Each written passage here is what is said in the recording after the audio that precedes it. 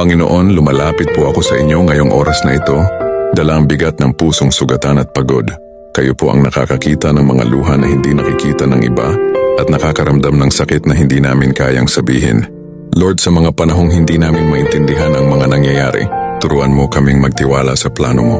Kapag masakit na, kapag parang hindi na namin kaya, yakapin mo po kami ng iyong kapayapaan.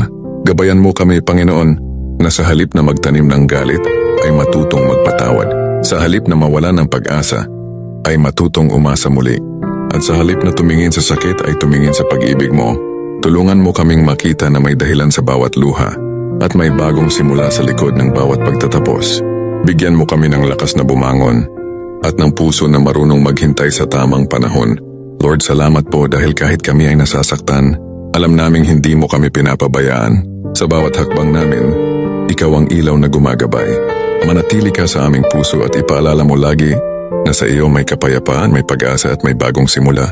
Sa pangalan ni Jesus, Amen.